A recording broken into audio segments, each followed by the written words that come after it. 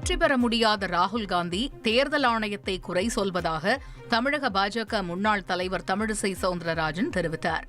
சென்னையில் செய்தியாளர்களிடம் பேசிய அவர், தேர்தல் ஆணையம் என்பது தனிப்பட்ட அமைப்பு என்றும் இதில் மத்திய அரசு ஏன் விளக்கமளிக்க வேண்டும் என்றும் கேள்வி எழுப்பினார். எலெக்ஷன் கமிஷனின் ஒவ்வொரு நகர்வும் அனைத்து அரசியல் கட்சிக்கும் தெரியப்படுத்தப்பட்டுதான் செய்கிறது. கர்நாடக எலெக்ஷன் கமிஷனில் ஒரு ஆபீசர் 2 முறை ஓட்டு போட்டு இருக்கிறார் என்று ராகுல் காந்தி குற்றம் சாட்டினார். அதற்கு எலெக்ஷன் கமிஷன் ஒரு விசாரணை கமிஷன் வைத்து அவங்க 1 முறை தான் வாக்கு போட்டு இருக்கிறாங்கன்னு இன்னைக்கு நிரூபிச்சிட்டாங்க. இப்படி பொய் சொல்லி கொண்டே இருக்கலாம். அதுல திமுக வர அதுல எவ்வளவு ஊர்வலங்கள் நடத்தினாலும் தயவு செய்து உங்களால் ஆட தெரியாதவருக்கு கூட சரியில்லைன்னு சொன்ன மாதிரி வெற்றி பெற முடியாத ராகுல் காந்தி இன்னைக்கு எலெக்ஷன் கமிஷனை குறை சொல்ல ஆரம்பித்திருக்கிறார்.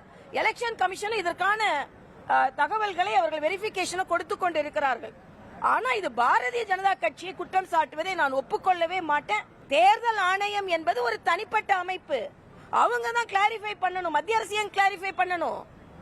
இங்க மத்திய அரசு கிளாரிஃபை பண்ணணும்னு சொல்றதே தவறுன்னு நான் சொல்றேன். தவறு செய்பவர்கள், இங்கே வெற்றி பெற முடியாதவர்களின் சலசலப்பு தான் ராகுல் காந்தியின் இந்த ஊர்வலங்கள், இந்த போராட்டங்கள்.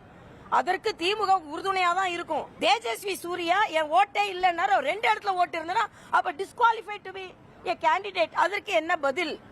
ஆக நான் பால் எடுத்து போட்டுக்கிட்டே இருப்பேன். யாரும் அடிக்க கூடாதுன்னா எப்படி? அப்படிதான் ராகுல் காந்தி யாரும் இல்லாத ஒரு கிரவுண்ட்ல உட்கார்ந்து ஒவ்வொரு பாலா எடுத்து போட்டுட்டு இருக்காரு. ஏன்னா அவருக்கு 6 அடிக்க தெரியாது. எதிர்த்த ஓட்டி போட்டா இப்படி நல்லா போட்டுக்கிட்டே இருப்பாரு பால.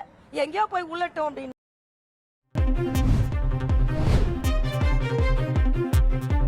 வாக்காளர் பட்டியல் சிறப்பு திருத்தம் நாட்டில் முதன்முறையாக நடக்கவில்லை என மத்திய அமைச்சர் தர்மேந்திர பிரதான் தெரிவித்தார். டெல்லியில் எதிர்க்கட்சிகளின் போராட்டம் குறித்து விமர்சித்த அவர், அரசியலமைப்பு சட்டத்திற்கு எதிராக யாராவது செயல்படுகிறார்களா என்பதை நாடு பார்க்க முடியும். அது ராகுல் காந்தி தலைமையில்தான் நடப்பதாக குற்றம் சாட்டினார். மின்னணு வாக்குப்பதிவு இயந்திரங்கள் பற்றி காங்கிரஸ் பொய் சொல்வதாகவும், மகாராஷ்டிரா மற்றும் ஹரியானா தேர்தல் பிரச்சினையை எழுப்பி பொய்களின் மலையை உருவாக்குவதாகவும் மத்திய அமைச்சர் தர்மேந்திர பிரதான் கூறினார். எதிர்க்கட்சிகளும் காங்கிரஸ் கட்சியும் நாடாளுமன்றத்தில் அனைத்து பிரச்சினைகளையும் எழுப்ப வேண்டும் என்றும் தர்மேந்திர பிரதான் தெரிவித்தார்.